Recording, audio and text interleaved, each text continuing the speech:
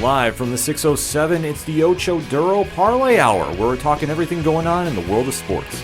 Join in the conversation on social media with the hashtag ODPH, because here we go.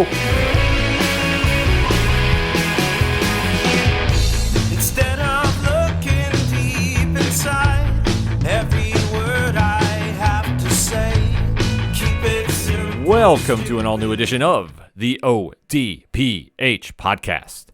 What is happening, everybody? Thank you so much for joining us this week. My name is Ken M. Joining me in studio, as always, you know him. He's the co-host. His name is Padawan J. Let me talk to you. And boy, do we have a lot to talk about in the land of sports. There has been some stories going around that we definitely have to deep dive into. And then after the show, we want to keep those conversations rolling. So, Pat, where does everybody go? ODPHpodcast.com. Right on. Swing on over to the website. Sign up for all the social media links. Everything's kind of taken off there, which we love interacting with everybody in between shows. So definitely make sure you subscribe, follow, like, do what you got to do, and definitely be part of the conversations. Also, while you're there, check out the TeePublic store. There's hats now. Hey. So if you're looking for some summertime wear, no better place to go check out than the TeePublic store link.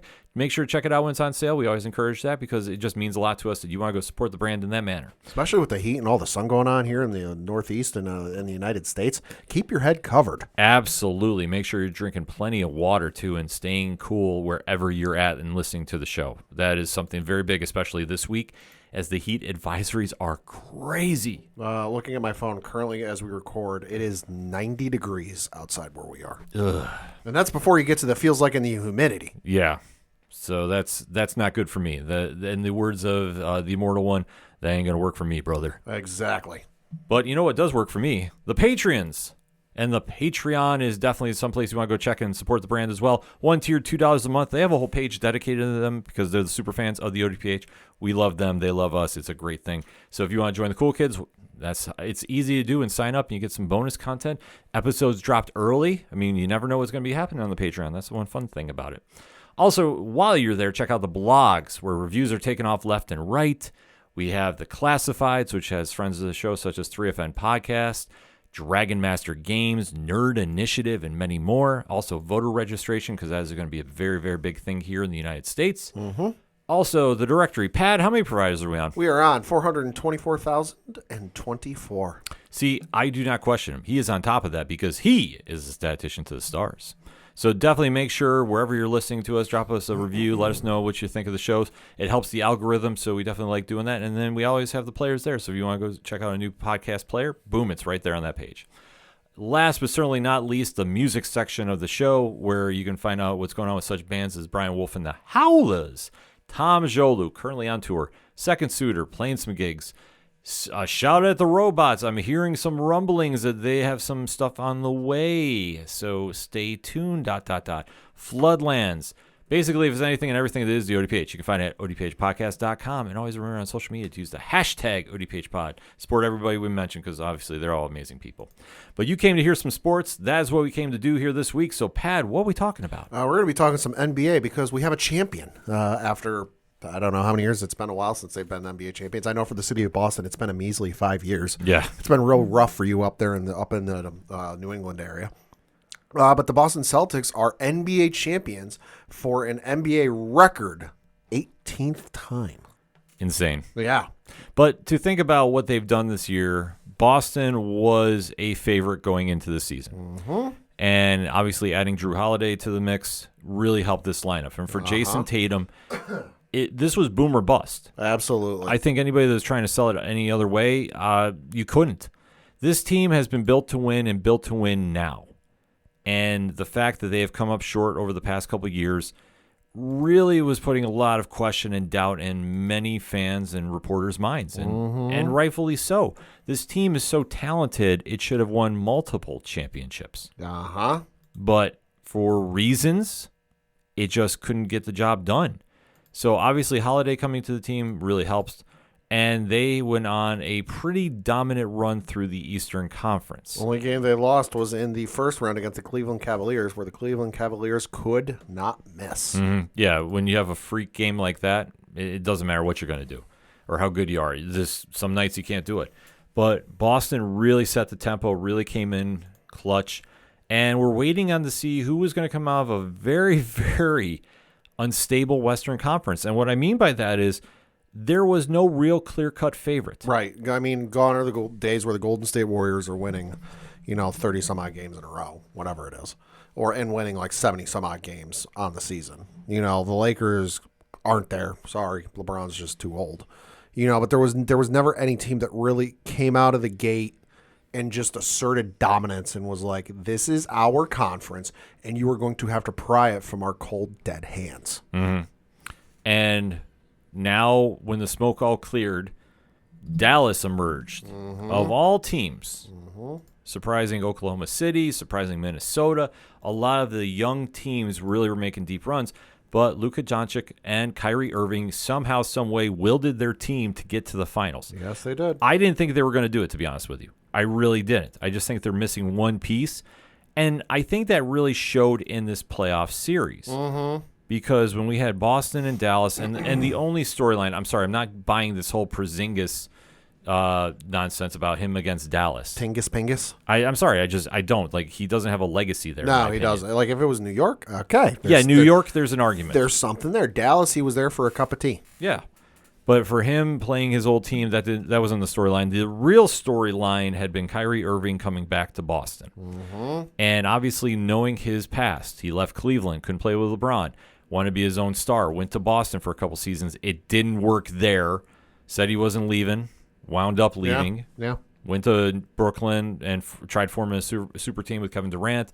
That failed, and then wound up in Dallas when they imploded the team. Yep. And it has been working thus far in Dallas. I will say that. That's the partner Luka needed. But when we saw this finals go down, we said in the previews, it was really going to come down to they needed a third person to step up. Yep. That didn't happen. Well, except for Game 4. Game 4 was the only one. But like we said, if you have a near-perfect night, it doesn't matter how good your team is, you're going to lose. Right. That's what Dallas was that night. But as we recap the games, this is where we're kind of standing with it. I also want to pat myself on the back, what I said would happen. Because last week when we recorded, Boston was up 3-0. And we both agreed it wasn't going 4. It was going at least, or I forget what we were saying. We said max 6. We said that's right. We said max 6. I said it was going 5. I think I said I could see it going 6, but I think 5. So I said on last week's show, play back the tape, where Boston get cocky or Boston get too, content is the word I'm looking for, and would lose it in 4, but come back in 5 on home court and pull it off. And, hey, that's what happened. Yeah, that is something that we thought was going to go down because Boston, like we emphasized, they understand the pressure that was going on. Because I honestly will say, if they somehow lost this, for whatever reason. Because if memory serves, I don't think anybody's ever lost a series when they're up 3-0. Cleveland, Golden State? I think that was 3-1. Okay. Either way, it doesn't happen. Right. It's unheard of. Right. But in this situation, if Boston had imploded here and lost to a team that, let's be honest, should not have been on the court with them, and if they got somehow swept back-end games, it was going to haunt them. And this is why Boston came out swinging early, taking the first 2 games in more or less decisive fashion, I would say. Game 1 was 107-89. Game 2 was 105-98, a little closer. Game 3, though, in Dallas was a lot closer than the score represented. Looked it up real quick. In the history of the NBA, there have been 4 teams to go down 3 teams to go up 3-0. No team's ever made the comeback. First was the Rochester Royals beat to the New York Knicks in the 1951 NBA Finals. Oh, wow. That's some time. Knicks became, I'm reading off Wikipedia, it says, Knicks became the first team to force a Game 7 after trailing 3-0 in the series. Only time it has happened in the NBA Finals. So it was 3-0. They came close, but they didn't pull it off. You had the 1994 Western Conference semifinals where the Utah Jazz beat the Denver Nuggets. The Nuggets overcame a 2-0 deficit to win a best-of-5 series in the previous round. You have the 2003 Western Conference first round where the Dallas Mavericks beat the Portland Trailblazers. The Trailblazers scored a 21-0 run in the third quarter of Game 4 to avoid a 4-0 sweep by the Mavericks. It was the first year the first round expanded to a best-of-7 series, and the most recent was the 2023 Eastern Conference Finals, where the Miami Heat beat the Boston Celtics. The Celtics became the first team to host a Game 7 after trailing 3-0 in a series, but they didn't win that game. Mm-hmm. So in the NBA, it is 0-4. Mm-hmm. Still 0-4. Well, realistically speaking, when you're up on teams like that, there's a psychological advantage. Uh-huh. And it's very tough to pull it together. I mean, when you're on the brink of elimination, yeah, all bets are off. Especially when dudes start walking in like they're going into a funeral, all black. No, oh yeah. Well, I mean, that's the whole thing, to set up the psychological, game and to really impose the will, and that's what Boston was doing. And especially in the NBA Finals, where like you've got the first two games, I believe we're in Dallas or we're in Boston, I think, and then you went to Dallas, and then you alternate after that. That just knowing you've got to go into Boston where they are rabid fans. Oh yeah, I got to give them their credit on that. But to know that you've got to go into Boston at least, if I'm counting this right, at least twice. If you force it to Game 7, yikes. Well, that's the whole point. That Boston has the rich history of basketball championships. Yep. So they are a historic franchise in the NBA. 18 of them. Right. So for Dallas, they had to come in and they really had to pull something off. Mm-hmm. And I think, unfortunately for them, we saw how that did not happen here. Yeah. I mean, especially... They just ran out of gas. It's a little bit of they ran out of gas, and I think that this showed the maturity of Tatum and Brown. Mm-hmm.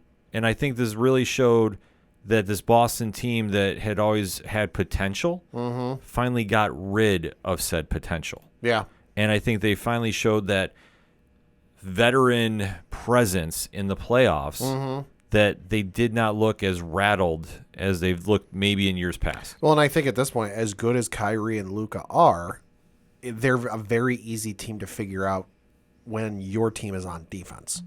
Stop Kyrie or Luka, whoever the heck has the ball, and then force the other guys to beat you. I mean, because I just got the Game 4 and Game 5 box scores pulled up. But you look at Game 4, which was the one Dallas won, 122-84, and just looking at the Dallas side of things, okay, Luka, 29, not bad. Kyrie, 21, that's not bad either. The other three starters, Gafford, 7, Jones Jr., 5, P.J. Washington, 6. And then you look at the guys on the bench, the entire freaking team played. That's not an exaggeration, folks. Everybody on that bench played something, and they had 3 points, 5 points, no points, 15 from Tim Hardaway, no points from Powell. Let's see, you had 11. You had 11 from one guy. So the most you had 11 from another guy. 3, 10, 2, and 5. Like, stop Luka and Kyrie, force the other guys to beat you. Nobody else did. And then you look at the game. They ultimately was the deciding game. Again, Kyrie, 15 points. That's not bad. Luka, 28. Also, hey, not bad. Right. But then the rest of the starters, 4 from Washington. Jones Jr. had 10, and Gafford had 6. That's not going to get the job done. And then again, you look at the bench. The only one that didn't play was Morris. That was a coach's decision. But everybody else played, and their point totals, 2, 0, 0, 0, 2, 14, 4, 0, and 3. It speaks volumes. Not ideal. No, it's not ideal, but this is where you knew this was going to be a short series. I think had Oklahoma City got here, this would have been a better matchup. I think so. Completely.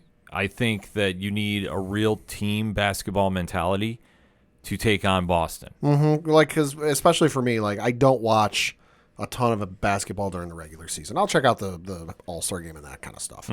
But when it comes time for playoffs, it really matters about matchups for me, if I'm going to watch or not. And I'll be honest, there's some matchups over the years that I've looked at and gone, I might catch the highlights if I get 5 minutes, but I'm not really upset if I don't.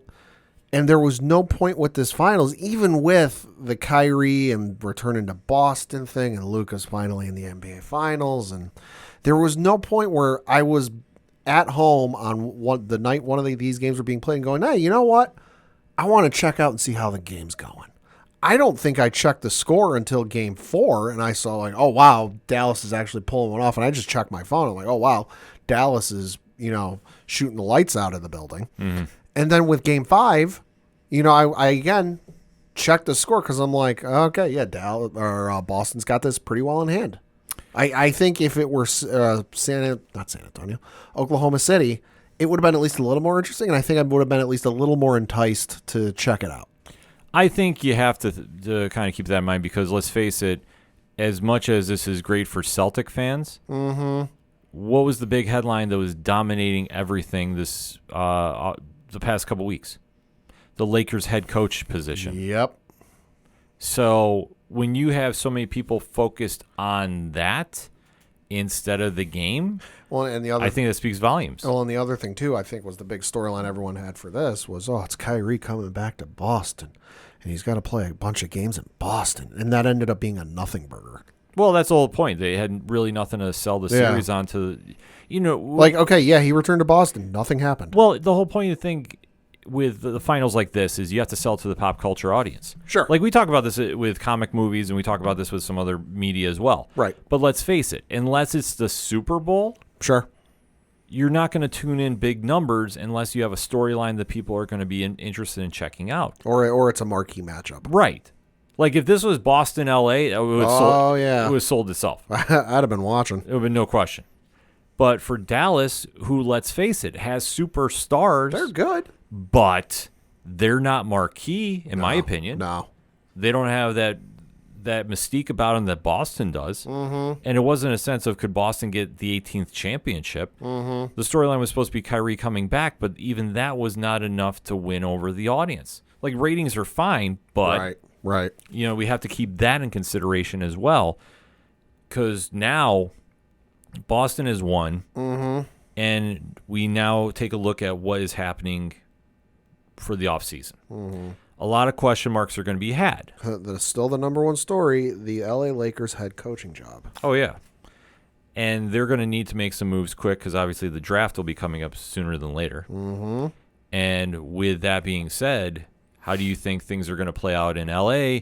Because I think what teams are going to be doing now is they saw what Boston did with the team effort, with how Jaylen Brown, who won the MVP of the finals. Deservedly so. Absolutely. There's no question about that. Him and Tatum, and can they keep this group together? From what I understood, and I caught a couple clips from First Take and Pat McAfee show from this morning and this afternoon. My understanding from Brian Windhorst is that most, if not all, of the Celtics that are on this team are coming back next year. See, that's going to be a key point, too, because with seeing how the other teams are moving, or is Boston going to think about making some moves? And it's also a question as well that did Boston completely empty the tank? Mm-hmm. And what I mean by this is Boston had tried so many times to get that championship with this team that are they emotionally drained to go get another one? I mean, right now, sure. Right. But you have to take a look at the Eastern Conference and how things are going to look now because the Knicks are going to be better. Yeah. There's a lot of talk about Philly re-upping. The hot name getting connected to them is Paul George or Jimmy Butler. I'll believe it when I see it. Right. I'm sorry, I've been hearing trust the process, and it's our year. It's final. We're finally going to put all the puzzle pieces together.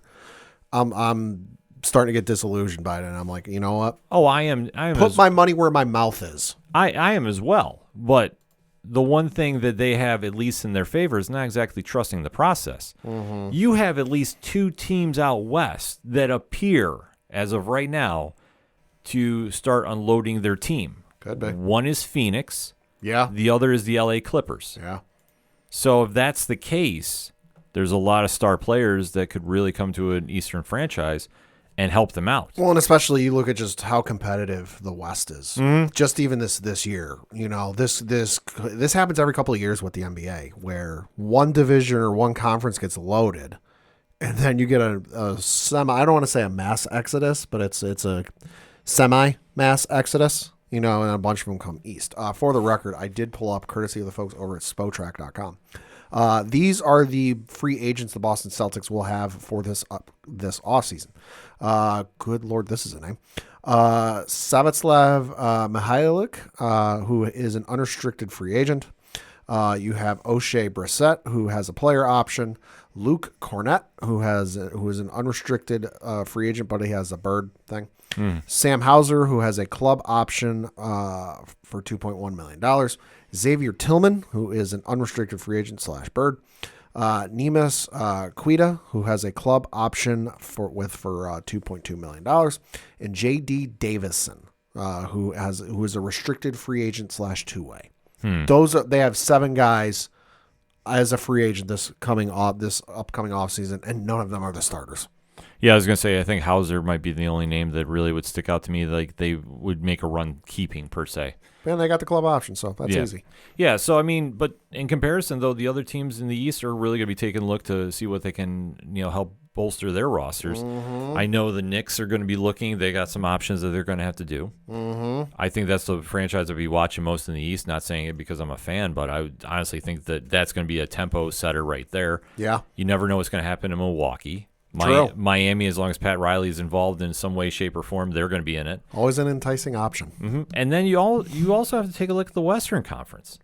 Even though you have 2 teams that are willing to, as it appears right now, to unload, there are some teams that could definitely use another superstar on that roster. The other one we can't forget out in the East is Indiana. They absolutely outperformed, and I think given the way they performed and exceeded expectations, definitely going to get a few looks from some free agents. I think so too. I mean, I'm not saying they're going to get like a Klay Thompson or like a Tobias Harris or some like major free agent, but like they'll get a name. No, I mean you take a look at the names of free agents. There's a lot that there could go anywhere. LeBron James, Paul George, Klay Thompson, Tobias Harris, James Harden, Pascal Siakam, Gordon Hayward, Kyle Lowry, DeMar DeRozan, Buddy Hield, Bruce Brown Jr., Evan Fournier, D'Angelo Russell, OG Anunoby, Gary Trent Jr., and Markelle Fultz, just to name a few. Yeah. Because there's a lot of names. There's a lot. But I think the ones that everybody's going to be watching more importantly is a Klay Thompson. I think. Who took all of the Golden State Warrior stuff off of his social media. Well, we have to be honest about this.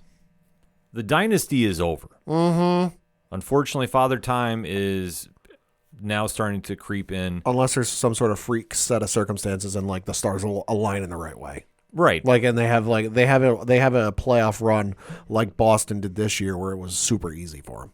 Yeah, which is not going to happen. In the West, no, it's not. No, and I think Klay has done everything he can out there. I think him coming east would make a lot of sense. I know Orlando, I guess, has been a rumored spot. Interesting. I don't know necessarily if that would be the case. I mean, if he wants money and doesn't really want to do anything, sure. Right, but I think for him, I think he's almost looking for a legacy. And you know where I think he'd be a great fit is Minnesota. Yeah. Pair him up with Ant-Man? Ant-Man and Cat? Yeah. No, you pair those 3 up, that's a serious contender right there. Yeah, that's a good one. And I think that would be something to at least get some pressure off of Anthony. Gives him another score. Yeah, to get that option for him. So I could see that happening. Yeah. And I could also see like a Paul George going out there because I think that's going to be the 2 names you're really going to be watching. LeBron, I'm not worried about. LeBron's going to do LeBron things. Well, it does. It's like 20 years ago, it'd be a major friggin' thing. And it'd be a major like needle mover and a chess piece moving. But at this point, it's really not. No, it's not. I'll say this. It's a needle mover and a chess piece in terms of ticket sales. Right. Because it means a sellout for every home game that team plays. And every road game because, hey, it's LeBron, and I think at this point everyone knows he ain't got much longer to play. So this could be my last opportunity to see him. Right. That's the only thing that would draw, but I think for him, there's no way he's leaving LA. Probably not. I think he's going to get the farewell tour, and I think that he's going to have at least one final year to make a run. The question mark involving him is who is going to be his running mates. Yeah. Because that roster right now in LA is not fit for a deep run. No, I mean, if you can keep Anthony Davis, that's not that bad. You just got to keep him healthy. But that's the thing, I think, at the stage. I don't know necessarily if you can keep Davis and get some pieces there. I think that's going to be the big question mark. And it also depends on who's going to be the head coach out there as well. That's true. Because LeBron is going to have a lot of say to do it. and then it depends on what he wants to do. If he wants to try testing free agency at his age, he could. Mm-hmm. But wherever he goes is going to be a lot of media attention. Yeah. And then you also have to see where he would gel in a roster the best at this stage. Mm-hmm. So it is a very, very unique circumstance out there. I think, like I said, I think ultimately he stays there. Or if he wants to try making a run, I could see him winding up in Dallas. Ooh. I think he said he wants to play with Kyrie again. He's been very vocal about it. Yeah, very vocal. He doesn't make mistakes in the media concerning. Not these days. So the fact that he's made a point to say that, I wouldn't necessarily doubt it for a year. Maybe 2, depending on what happens. Could be something friendly. But depends on how much cap space the Mavericks have. Yeah. But Kyrie is in a 3-year deal, is in the second year of said deal. right. So that said, that could be something to watch too. Yeah. Because if it sounds like things are not working out the way for him in LA, I could see him bouncing out. And like I say, Dallas could be an option, a legit option. He could try coming east, but then again, I don't know necessarily where he would fit in. According to Spotrac.com, as we currently record, this is a, quote, real-time look at the 2024-2025 salary payroll totals for each NBA team, including estimated cap space.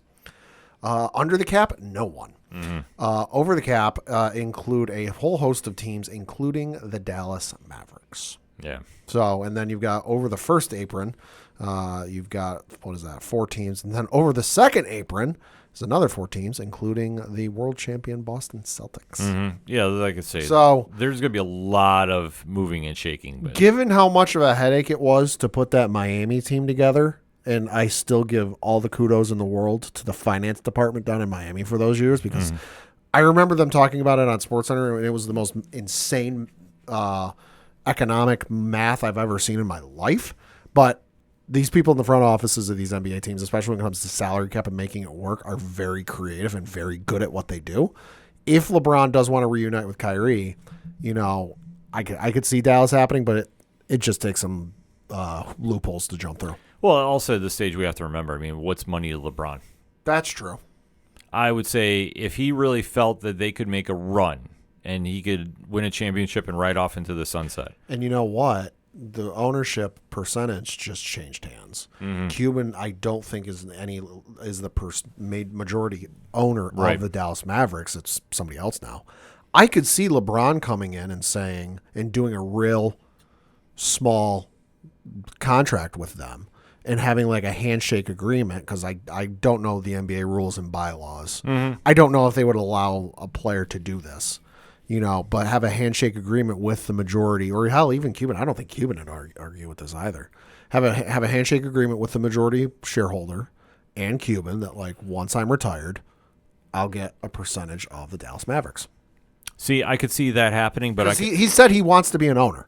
Oh yeah, but you know what? I could also see him doing that with the Lakers and staying there too. Yeah, that's true. Jeannie Buss does love him. Right. Well, that's what I say. He is somebody. He's box office. He could draw, ratings. He can draw stars to come there out everywhere he goes. Exactly. So that's not out of the realm of thought for him to stay there. And like we touched upon last week, he could be player coach. Yeah. At this stage, there is a history. And then you just slide him into the front office as an owner.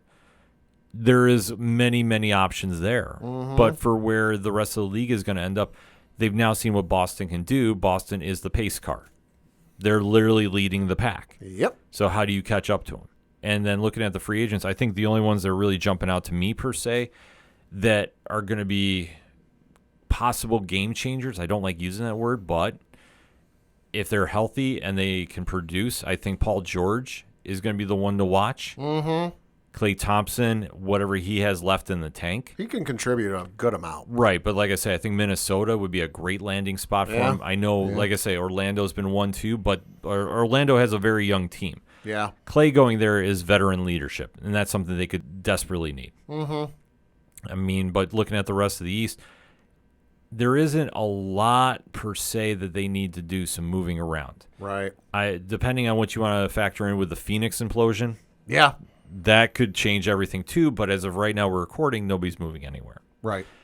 Until somebody gets released from their contract or if there's some trades there, we can't really say, oh, well, if Devin Booker winds up with New York or if Kevin Durant goes back to Brooklyn. It's nice to think of. Yeah, sure. But to take a look, we have to go by the facts we have now. Paul George is the only free agent I think that's really going to make a lot of moves. The only big name I can see, like, there's James Harden. Okay, that's, not at this point, and the rest of them, it's like they're good pieces, but none of them are really like, oh my gosh, that's the piece that puts you over the top. That's the piece that gets you into the NBA Finals. But that's where they're going to have to really take a look, in a very short off season and go, okay, with the draft coming up on June 26th, right? Is this going to be the 1-2 punch we need? Right. And if they can do that, then they'll make some moves. But it all comes back down to Boston is really given the blueprint to do what they need to do. And all their starters are coming back. Yeah, it just depends on how hungry they are. But then we also have to kind of remember, too, in this playoff run, the Knicks were very injured. True. Philly was injured. True. Milwaukee was injured. Yeah, they were. If everybody's healthy, how does that all stack up? And that's the problem that they're going to have this offseason as well. But to take nothing away from their championship, this has been something they were supposed to have done a while ago. Yeah. I'm happy for Al Horford. Absolutely. Don't care for the rest of the Boston Celtics. Good for Al Horford. Yep. I've said for years, if you put him on a championship team, they were going to finally win one.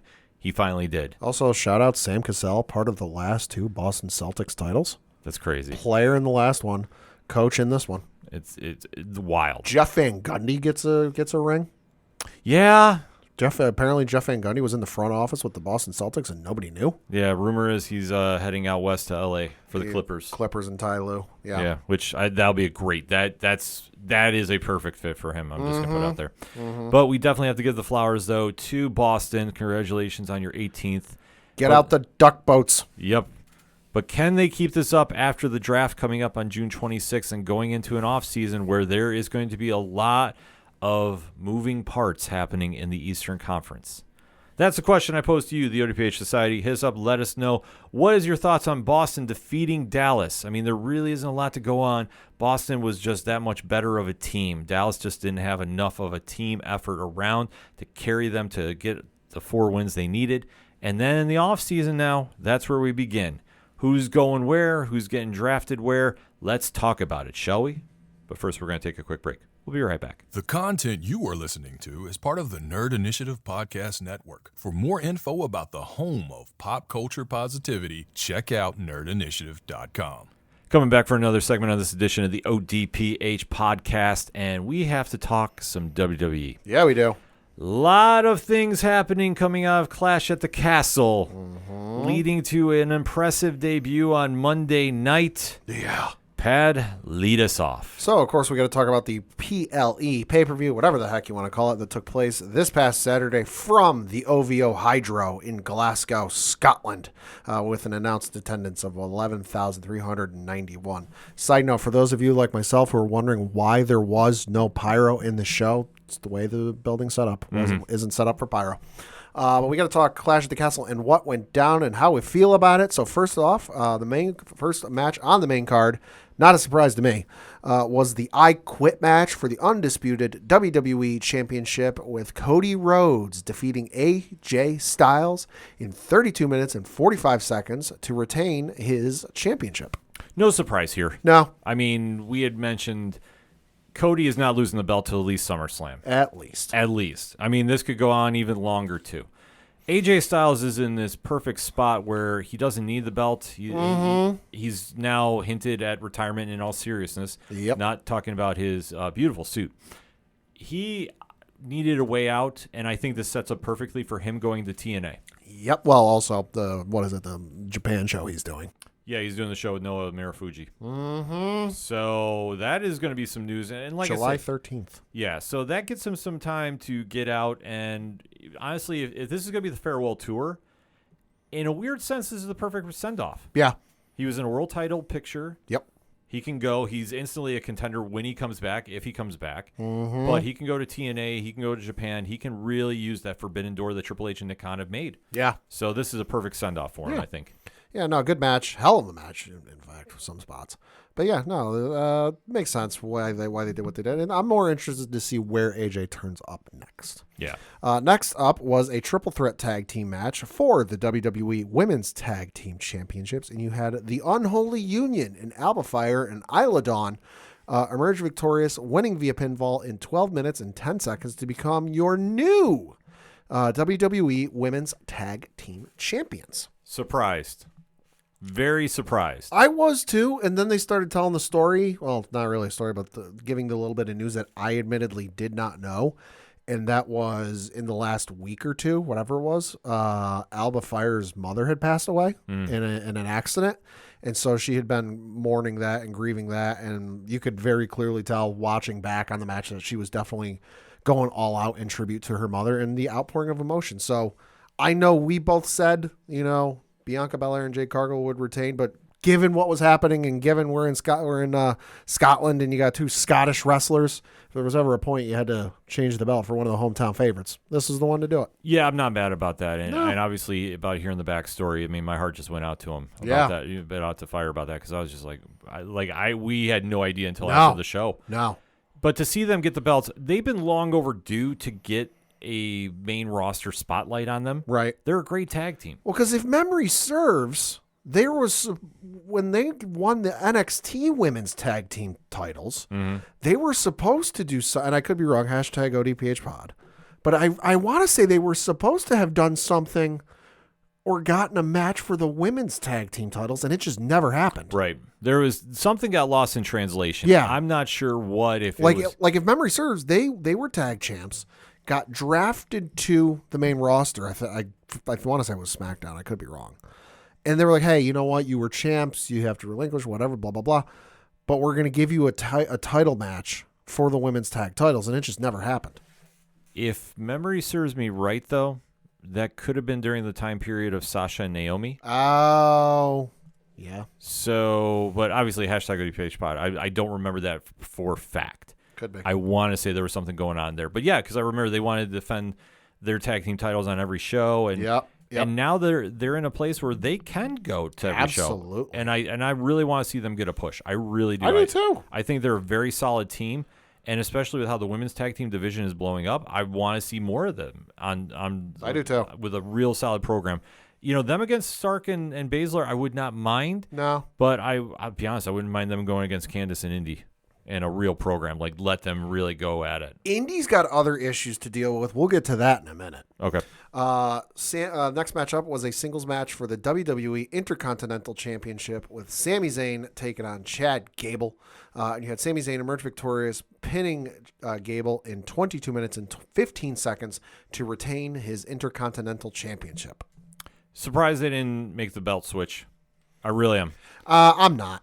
It would have, I get it why they would have, but given the story they're doing, and while it's done, the story's not about Chad Gable and Sami Zayn. It's Chad Gable and the Alpha Academy, or whatever the hell they're going to call themselves these days. Because, again, we'll get to that in a minute. Sami Zayn is just, the little side, as weird as it is to say, because he's a champion, he's the side character in this story. He's not integral to the overall end goal with whatever it is they want to do with Chad Gable. He's just kind of the stepping stone to get them to that next point in the story. So and that's the thing is we've seen going up to this match weeks and weeks and weeks of uncomfortable treatment towards Akira Tozawa, who notoriously absent again, Otis and Maxine.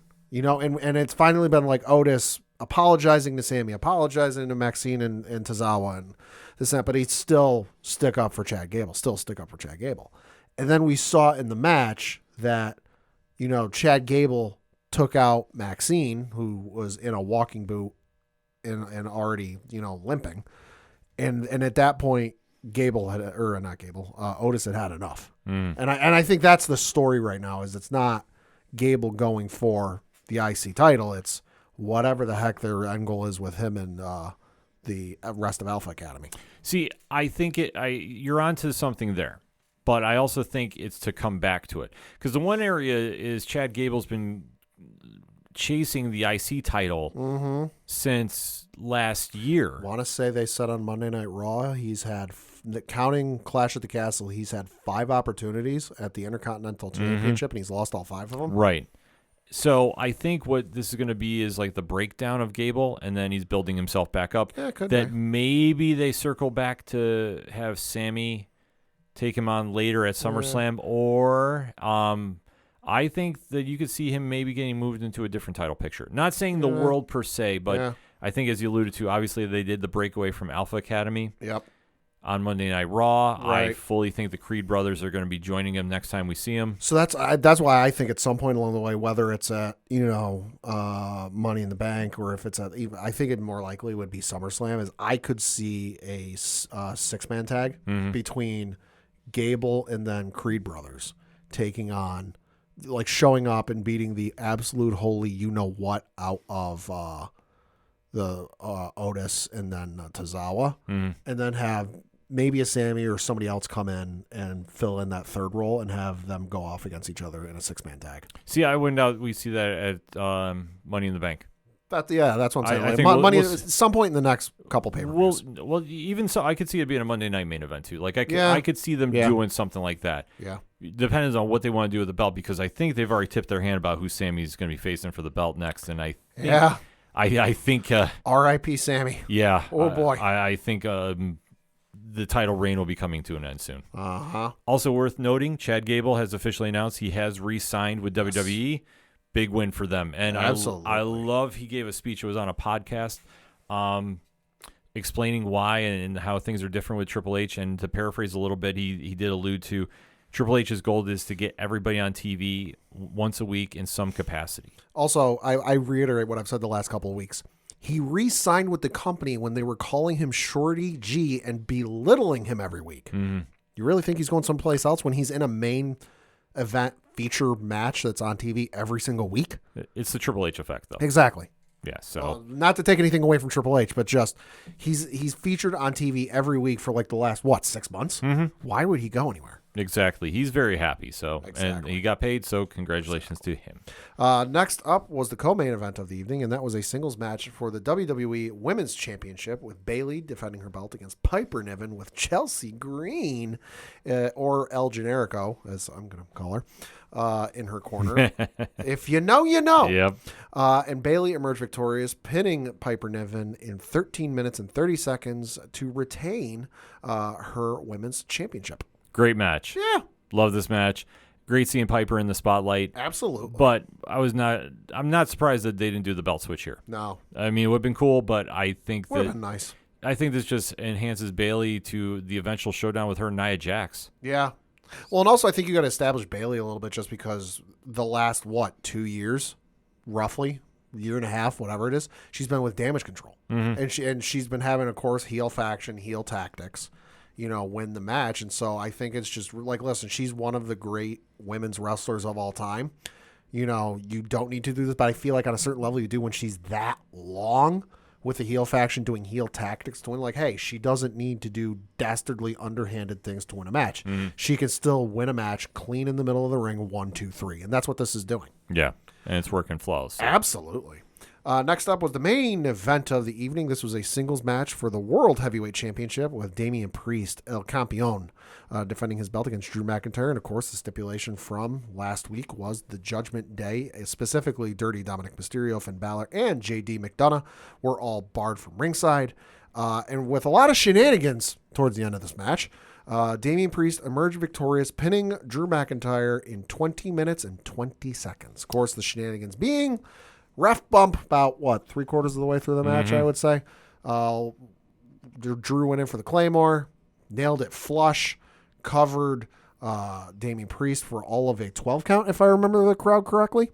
Ref came in and went 1, 2, and he paused, and I'm like, what? And at first I was like, wait, what's going on? And then I noticed the shoes. Yep. And then the head peeked up, and you saw the back of the head, and I instantly recognized that hairstyle, and I went, oh my God, it's CM Punk. Yep.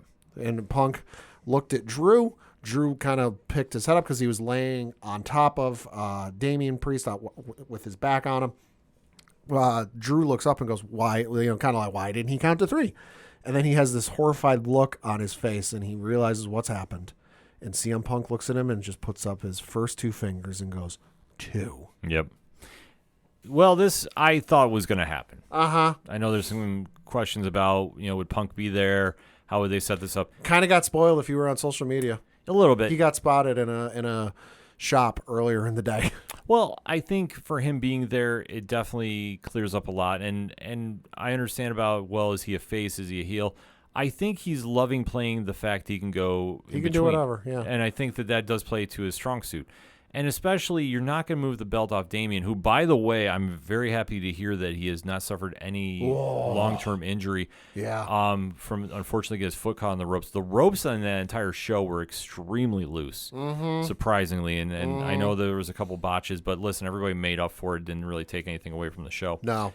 But I know in his case, when he was dangling by his ankle, I thought he tore his ACL. I did too. So happy to hear he did not. And really surprised us all with who his next contender is going to be. Yeah. Well, first of all, before we get to Monday Night Raw, did you hear what Triple H said about CM Punk in the press conference after the show? I didn't see anything with the press conference. So, Triple H brought him up briefly and goes, "Listen, that's a long way to fly to be angry at someone or something like that." And then he goes, "Maybe it's his diet. Maybe he eats too many sweets." It's a great quote. You should That's great. You should look it up if you haven't seen it. But yeah, so then we get to Monday Night Raw, and the surprise of all surprise, because this was almost, I don't want to compare it to a Raw after WrestleMania, but holy shit, this had the feel of it with how much that happened on this show. The show opened up not with El Campeon, but with the Monday Night, well, I'm going to call him the Monday Night Messiah because, Lord, he looked like, a preacher. Mm-hmm. Seth freaking Rollins making his return. Did not expect this, especially so soon. Holy hell. Yeah. And, of course, talked about going for Money in the Bank, and because Money in the Bank is coming up real soon. I think it's like 2 weeks, 3 weeks, something like that. Mm-hmm. And I got to admit, I'd be happy to see Seth Rollins with the Money in the Bank briefcase again, because the first go-around with that was a lot of fun.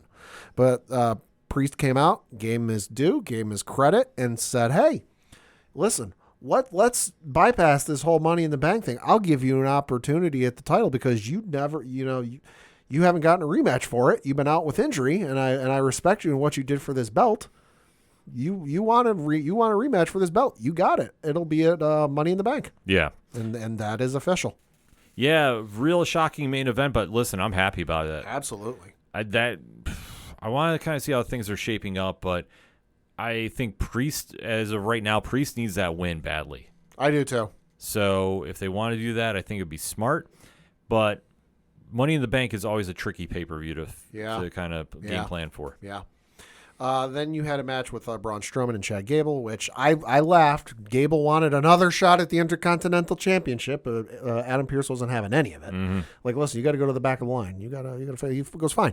Give me a opponent worthy of my skills. And Adam Pearce goes, "Oh, I got one for you. Match is official. They'll meet you out there." And at first, I thought it was going to be Braun Breaker, just to like ultimate, I'll throw him to the wolves. Braun Strowman. Match was fine. Braun ended up getting the win, but of course this was where Otis finally stood up and attacked Chad Gable. Mm-hmm. Finally had enough and walked out on Chad. And as we saw later in the night, he's belittling them again in the locker room, and they go, "Listen, Otis is packing his stuff up." He goes, "I'm done." He goes, I can't deal with this anymore." And they all walk out, and Gable says, "You're not done when you say you're done. You're done when I say you're done, and you're done. You're out of the group." And then he made a vow that he's going to win Money in the Bank, and he's going to win a world title.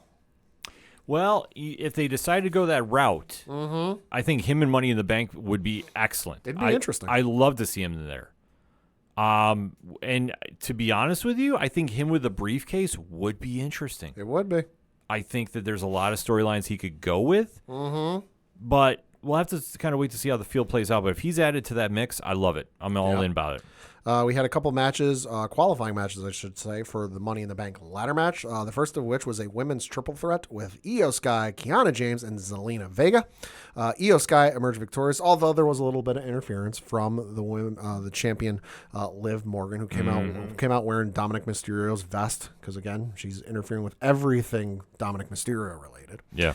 So Io Sky won that match. So Io Sky, of course, did qualify for the women's Money in the Bank ladder match. So super excited to see that. Yeah, very excited to see this. Io makes perfect sense. I was hoping Kiana James got in there. I wouldn't have been mad if Kiana James, but Io makes sense. Io makes a lot of sense. Especially the last 2 weeks, Damage Control has to change. this week. Damage control has to change, and I'm gonna change it myself.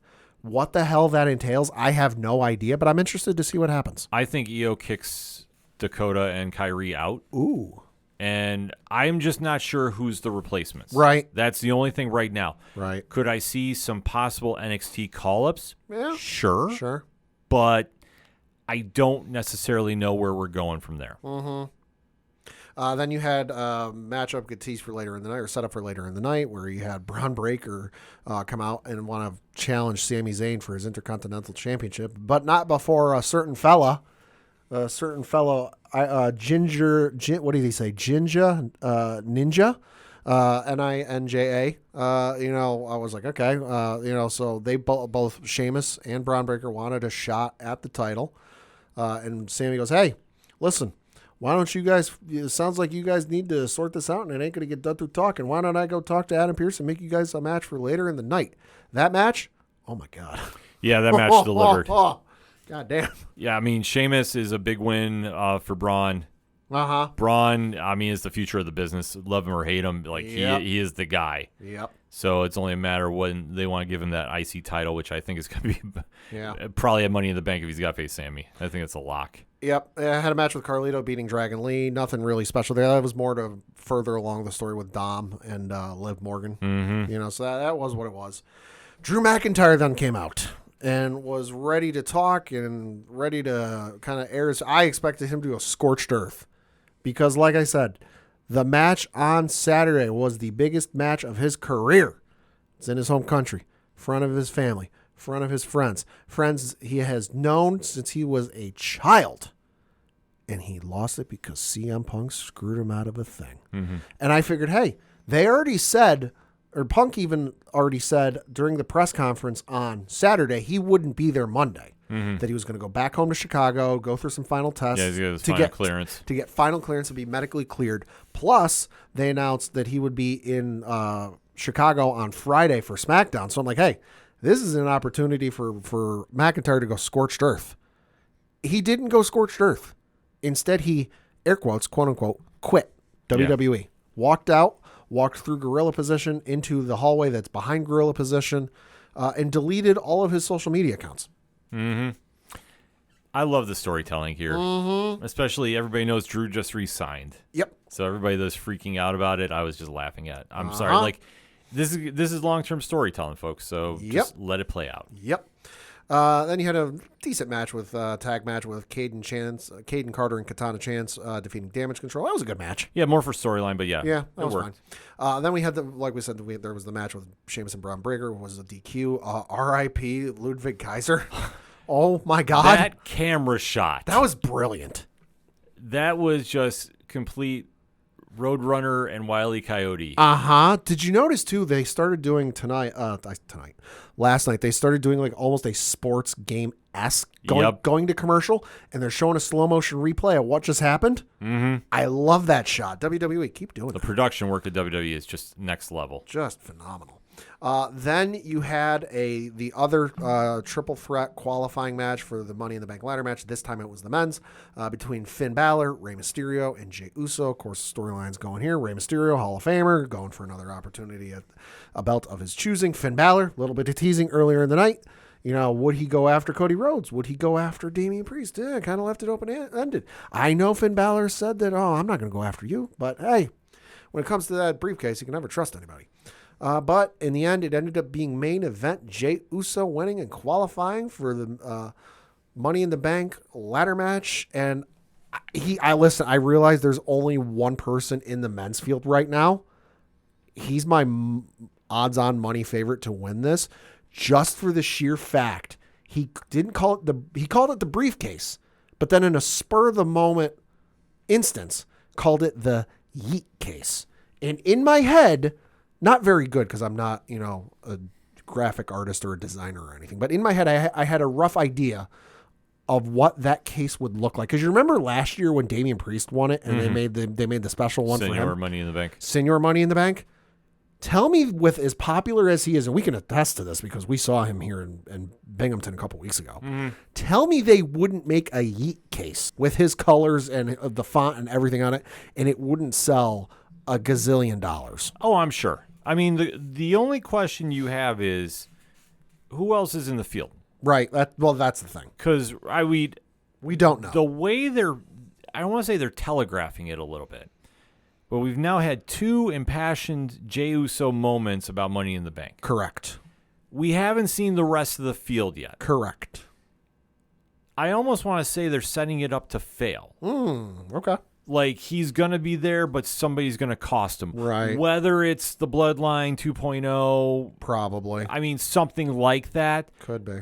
They might do. I completely agree with you. I think that's a great idea for merch, but that's the only thing I would look at as possible hesitation, because what Triple H has done as head of creative is he hasn't tipped the hand too much. Correct. And I think that if they decided to go that route, I mean, Jay is well worthy of it. Absolutely. I'm not saying he's not. But depending on who else they put in, either they give it to, like, let's say hypothetically, Chad Gable. Okay. So Gable wins, and they could also set up a program where Jay is trying to get it back, and they have a storyline going where, winner, you put your briefcase on the line. Right. They've done that once before. Yeah, they did that with Miz and Otis. Yeah. So that being said, they could go that route and do that and then get Jay the belt and then go do that. Sure. Because I could see that Sure. more so just because I feel like they're telegraphing too much. So it would be interesting, though, if Dominic Mysterio gets in. I'm going to say this. If Dom gets in, I'm going to give him my pick. Oh, boy. I'm going to say it right now. Nuclear heat if he wins it. Oh, my God. He does with Liv's help.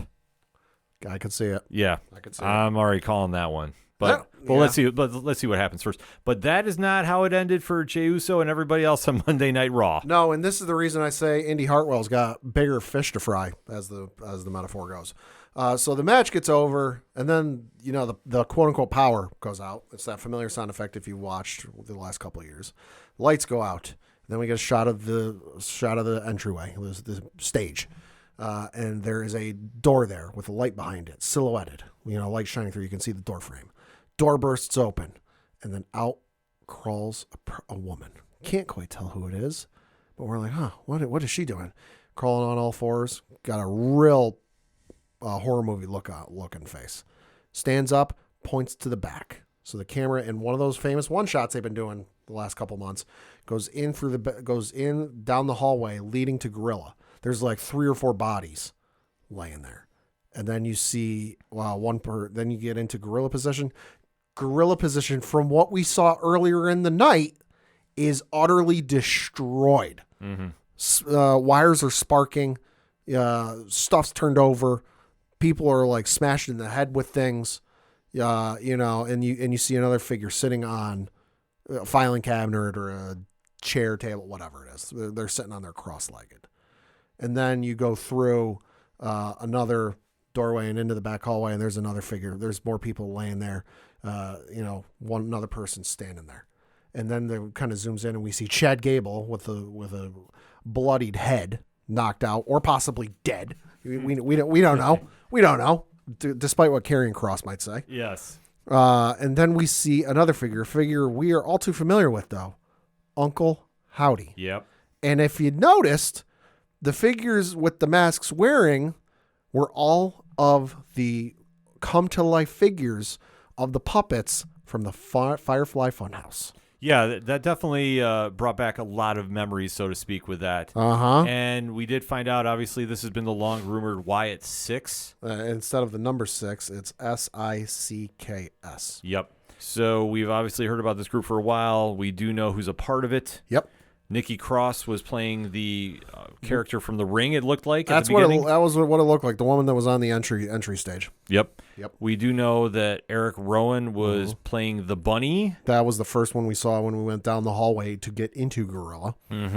We do know that once inside Gorilla, we did see one Dexter Loomis. He was the one wearing the buzzard mask, which is why I say Indy Hartwell's got bigger fish to fry, because if you haven't seen her Twitter today, she did post on Twitter last night after the match went down. She shared the video with a shocked emoji and then a hiding her face emoji, and then tweeted a photo today of a sign on a yard that says divorce, $99. Yep. Because for those who may not remember or didn't see, During her NXT days, she quote unquote married Dexter Lumis. Index. Always and forever. Somewhere Beth Phoenix is sobbing. Mm-hmm. Yeah, we definitely have to get that on social media.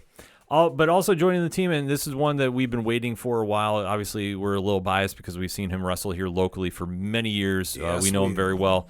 Joe Gacy has made his appearance on the main roster. He was the one in the pig. Yep. And then last but certainly not least, Uncle Howdy. Bo Dallas emerged. And I thought this whole thing was picture perfect. It was fucking masterful because the power goes out, the lights go down, and it's just the one piano note over and over and over and over again.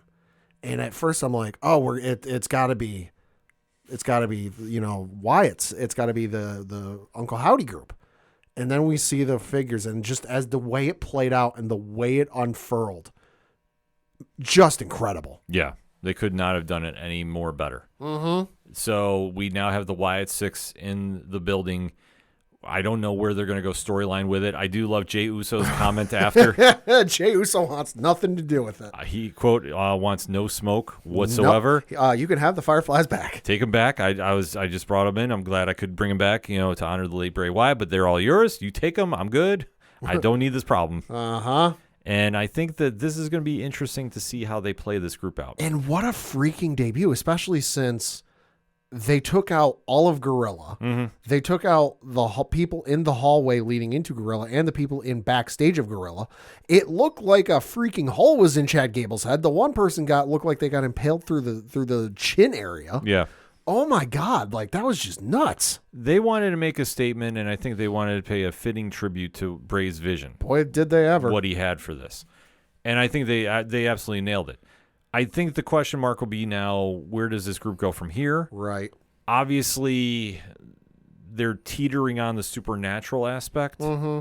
So I don't know how that's going to play, but I don't know if they'll fully lean into it. They might, tiptoe into it every now and again, but I don't think they're going to go full tilt with it. I'd much rather just be a horror aspect. I think that's what they're going to do. And just treat it like not supernatural, just a real crazy group that runs crazy around WWE. But what a debut, and what an honor to late Bray Wyatt. Yeah, and it's still waiting on the rumored involvement of one Alexa Bliss. Yeah. Which everyone's like, where's Alexa Bliss? Why wasn't she with the group?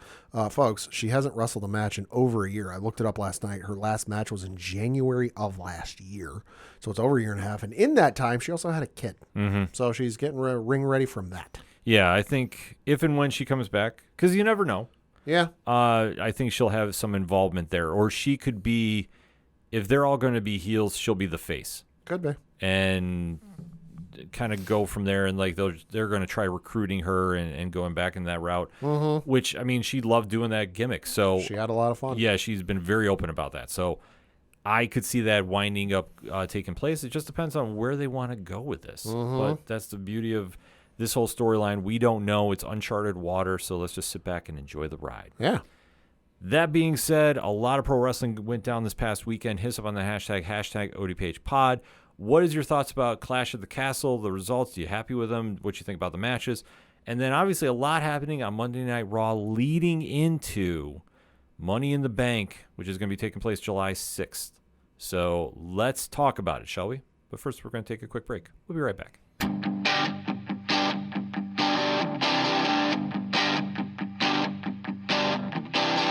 This is Tom from Tom Joe Lou, This is Matt from Sidemen Sounds. and you're listening to ODPH Podcast. Wanna go where no one knows my name, to the desert, the oceans, or the plains. 'Cause I wanna... Coming back for the final segment on this edition of the ODPH Sports Edition. Pad, what you got? Got just the one thing to talk about. That is the local minute. And looking at the standings for AA minor league baseball here in the Eastern League, that is what the division our Binghamton Rumble Ponies play in. Looking at the standings, currently in third place, you got Hartford, who is the Colorado affiliate, in first place with a record of 34-28. Portland, the Boston affiliate, is a half game behind them with a record of 34-29. Our Binghamton Rumble Ponies are third, as I mentioned. They are, of course, the affiliate of the New York Mets. They are 2.5 games back of Hartford with a record of 31-30.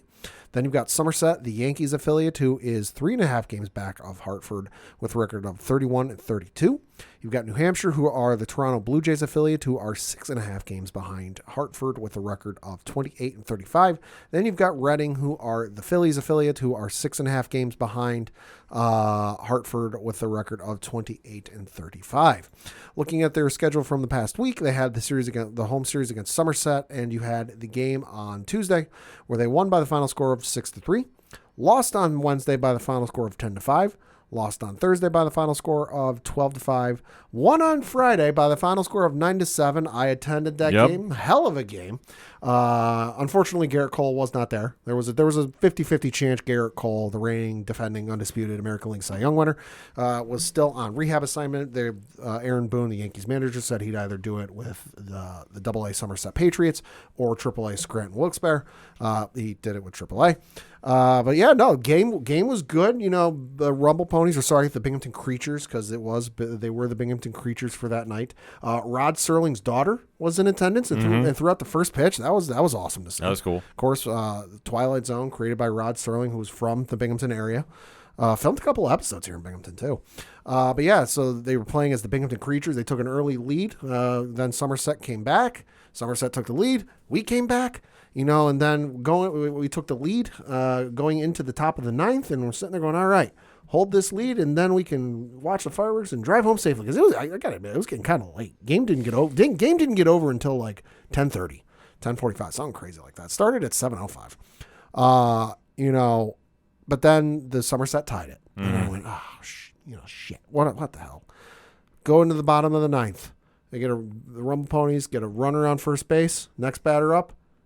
Home run over the right field wall. Walk-off 2-run home run. I have never seen a walk-off home run in person. Can check that off the bucket list. But hell of a game. So kudos to them. Came back on Saturday, lost by the final score of 6-4.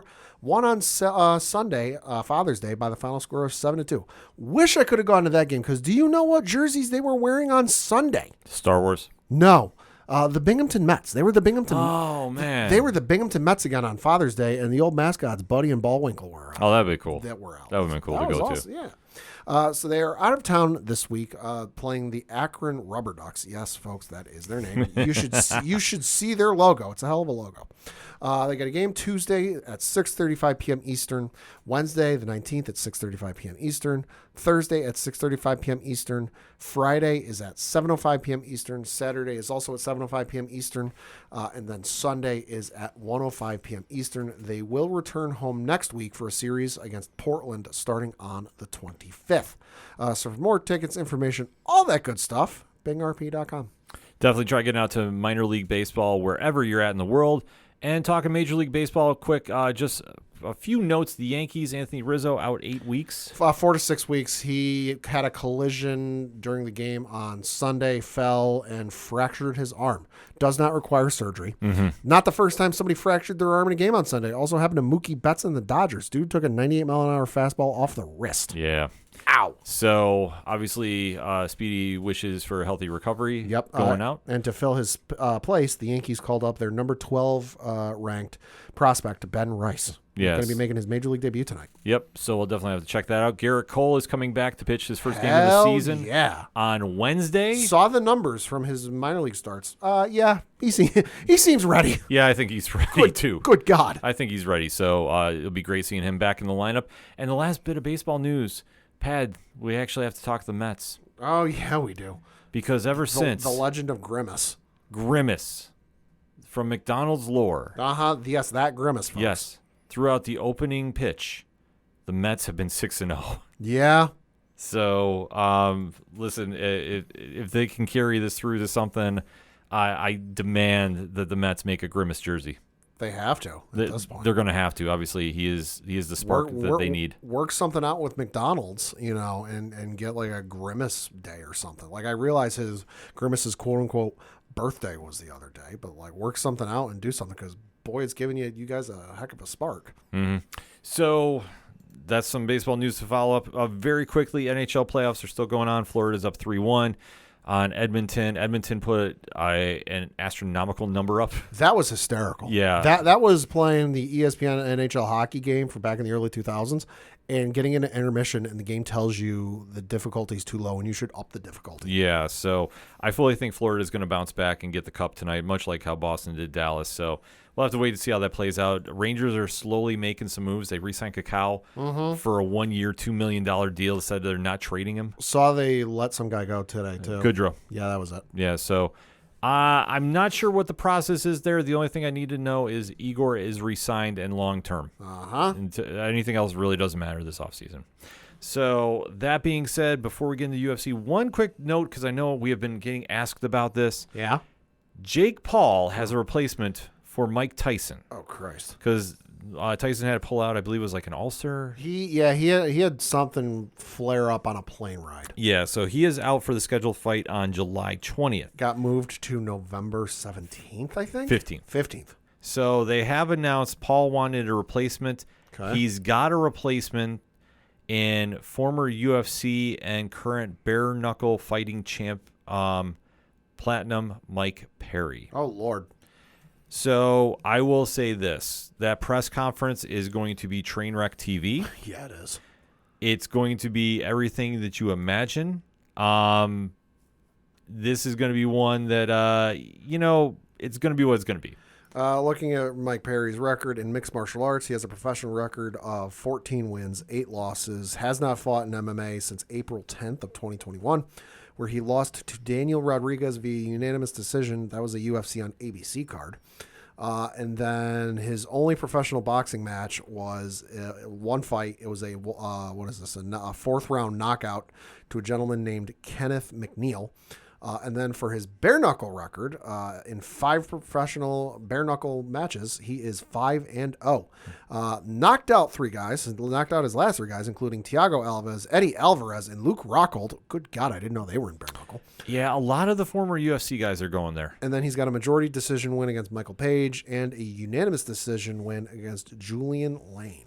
Mm-hmm. Yeah, like I said, I know a lot of the male fighters have been going there. The female fighters, I think Paige Van Zandt was doing that. That I do know, yes. Yeah, but anybody else, I'm not. I'll be honest, I don't follow bare knuckle fighting. Right. So I could not tell you who's on the roster, but I knew Mike was there. Also, hey, he does triad, whatever the hell that is. Triad combat record, 1-0. Yeah. So we'll have to wait to see when Mike Tyson does face Jake Paul, but that's going to be a show. I will say that. Him and Perry will be a show. Oh, yeah. What kind of show, we'll have to wait and see. But not a good one. Let's just say this. The press conference will be kind of a prediction of what's going to happen. Mark my words. They will get some ratings on that one, folks. Yeah. For many, many reasons. Yeah. Speaking of the UFC, let's close it out. There's been some news going on. Boy, has there ever. A couple cards got shaken up. The first of which is the UFC on ABC card, which is taking place actually this Saturday. Not sure on the start time. Check your local listings because, hey, it's on ABC. But the main event was supposed to be a middleweight title eliminator bout between Robert Whittaker and Khamzat Chimaev. Mm-hmm. Khamzat had to withdraw because of an illness, and as was announced by Dana White, he was violently ill. Yeah. Like couldn't get out of bed violently ill. And instead of fighting Khamzat, Robert Whittaker will be taking on Ikram Aliskerov. Yeah, this one, it's a letdown for fans. I understand Chimaev is sick, though. Yeah. There is rumors that he's, done. Like, he's contemplating retirement. I like I said, take it as strictly rumor. I have seen that on a couple sites. But, yeah, for him, it's been so long since he's been in the cage. For a guy that literally was fighting, 4 times in a month, Something seemed crazy like that, yeah. Yeah, to see him out of action, that's a huge blow for the UFC. I'm looking at the record. We'll get into it, we can get into it some other time, but Aliskerov, not a slouch. 16 matches, 15 wins, 1 loss. Yeah. No, his 1 loss, Khamzat Chimaev in April of 2019 in the Brave CF Federation. It was a catchweight bout. Yeah, like I say, it'll be a solid fight. Like I say, and everybody knows me. Whatever I choose for Robert Whittaker, he does the opposite. So I'm gonna say he wins, but we'll see what happens now. Yeah, we'll see. And then the other shakeup is the one everyone kind of figured was coming, is just they had to get their ducks in a row. And that is for the UFC 303 card, which is supposed to be taking place next weekend in Las Vegas, which was supposed to be the long-awaited fight between Conor McGregor and Michael Chandler. However, due to an injury on Conor McGregor's side, that fight is off.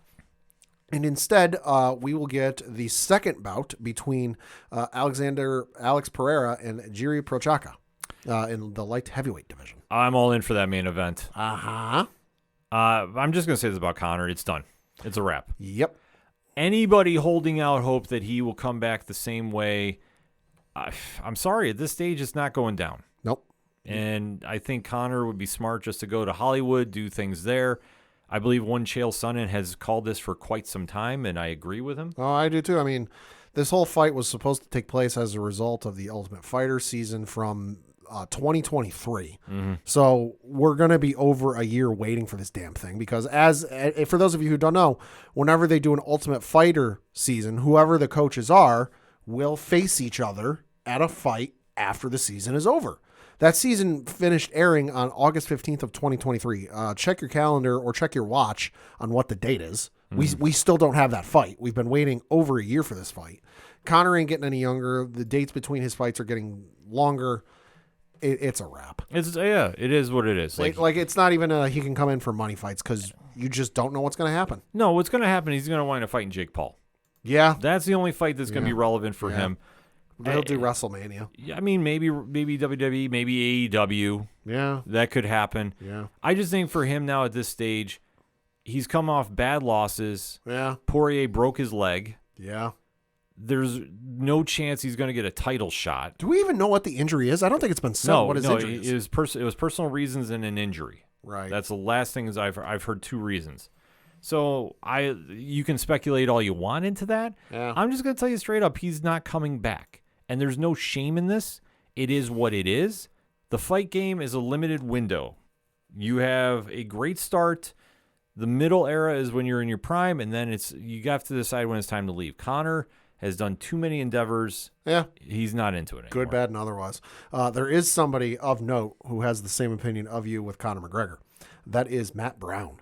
Okay. Matt Brown said, quote, and this is on the latest episode of the Fighter versus the Writer podcast. Oh, his podcast, yeah. Yep. He said, quote, I was never confident before that he would come back. It didn't shock me when I saw he was out of this fight. No, I'm still on that same train. He's not ever coming back. I say the same thing I said before. I hope he proves me wrong. I hope I'm wrong. I would like to see Conor fight again. I would like to see him do a real training camp with real training partners, push himself hard. Go back to the great Conor that he was before. I would love to see that. I think a lot of people would love to see that. It's not happening. Close quote. Love Matt Brown. He calls it like it is. Uh-huh. And I agree with him. The problem is he got paid. He was the biggest combat sports athlete on the planet for a good portion of time. Something like that, yeah. He made a lot of money, did a lot of great things, and he's got other ventures that are taking his interest. And especially the last few times we saw him in the cage, he looked like a shell of his former self. Yeah. Sorry, it is what it is. Yep. I think now he just needs to make that transition and be done. Be an ambassador to the UFC. Like you could still enjoy going to fights and being part of them. Yeah. But let's face it, you throw him in that 155-pound division now, he's not lasting with anybody in that top He'll five. get eaten alive. He had to blow up to 170, and that's where this fight was supposed to take place. You're going to try telling me he's going to hang around with the Leon Edwards, right? Who are technically sound to pick him apart. Like they'll keep it on the feet specifically just to pick him apart. I mean, that's the thing is we brought up the doctor stoppage loss to Dustin Poirier at UFC 264. I don't care if he walks around at the weight he fights at. He has not had a professional fight since July 10th of 2021. Yeah. He obviously, with his injury, is not fighting in the next month because we're under a month until that anniversary. So for all intents and purposes, he will not have had a professional fight in 3 years. Mm-hmm. This is approaching the length from the last gap he had, where it's actually longer, where he beat Eddie Alvarez, fucked off and went boxing against Floyd Mayweather, and didn't come back until October. That was in November 2016. He then fucked off and went and fought Floyd Mayweather, didn't come back until October 2018. We're already past that length of time. And oh, by the way, what happened when he came back and fought Habib? Habib toyed with him. He mauled him. And then he came back. Oh, but he came back and he beat Donald Cerrone. He got him with a lucky chin shoulder shot. He got him with a lucky chin shoulder shot. And listen, because I know a certain friend of ours is listening. I know Coach is listening. Well, no, I'm not talking Coach. I'm talking the other friend who is a big Donald Cerrone fan. Oh, gotcha. This is not a slouch or anything against Donald Cerrone. I love Donald Cerrone. Donald Cerrone is one of my favorite fighters of all time. That was a Donald Cerrone past his prime. Oh yeah, completely. This is trying to put Babe Ruth in his prime against the modern day pitchers. It wouldn't be a fair competition. Spoiler alert: they weren't throwing 100 miles an hour back in the 20s and 30s. But so then he came back and had training camps and lost to Dustin Poirier twice in less than 6 months. Yeah. You're going to tell me he's going to come back after this injury and after 3+ years and contend and be good and get another title run? Stop. That's the whole point. Stop. He got a fluke win over Cerrone. Yeah, because Cerrone, again. Father time caught up with him. Father time. That's the easiest way to say it. Father time caught up with him. There's no shame. No. Donald Cerrone is a legend for a reason, folks. Yep. So, Connor, at this stage, listen, good luck with your future endeavors. Do Hollywood. Start your own federation. Start your own training camp. He got in. No, he got in with a federation. I don't know if it's bare knuckle. Like, he might be a part. He's with somebody. Get your own training camp and train guys to go fight in UFC and Bellator and wherever the hell else they want to fight. No, this is what you should do. And listen, he'd make a ton of money doing it. Okay. Go to Hollywood. Yeah. Do a new Expendables. Yeah, there is talks. Start the franchise over with The Rock. Yeah. Get involved there. Maybe do a Marvel movie. Like, there's roles for him to do. Yeah. He could go the GSP route. And he was great in Roadhouse. Yeah, that's what I heard. The one that just came out. He was fine there. Oh, with Gyllenhaal, yeah. Yeah, he has options he wants to play around with, and sure. I think that's where he should focus on. The fight game has passed him by. It's sure. just Father Time has caught on. He did other endeavors. Like, listen, he's set for life, folks. He's good. Yeah. Yeah. So I think that this fight, though, they got a great replacement for it. Yeah. I'm more excited about this one, to be honest with you. Yeah. And we'll be talking about it next week on the show. Yep. So that being said, for anything and everything that is the ODPH, you can find it at odphpodcast.com. That's it for this week in sports. So for the one and only Padawan J. Fuck the Astros. I'm your host, Ken Emp. Thank you as always for listening to the ODPH podcast. We'll see you next time.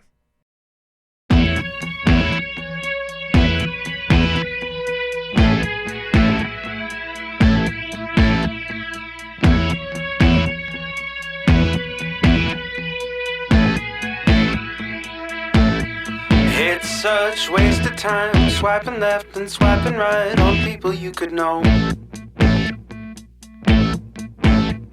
'Cause anyone who's worth a damn be worth way more than a picture could ever show.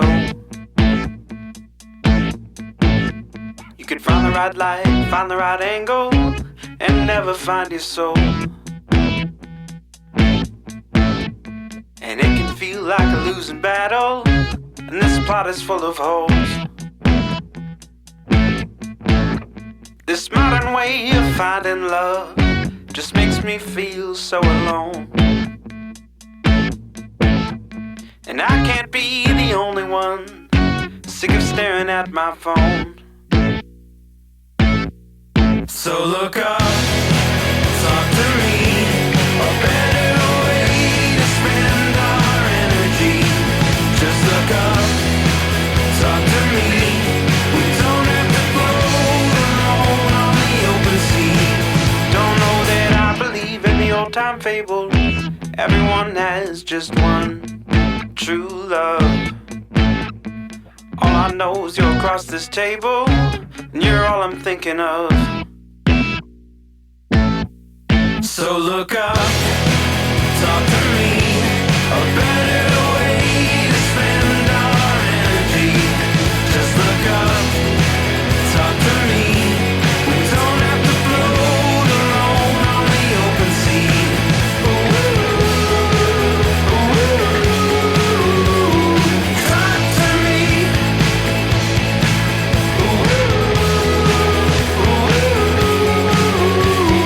Talk to me. It's such waste of time swiping left and swiping right on people you could know.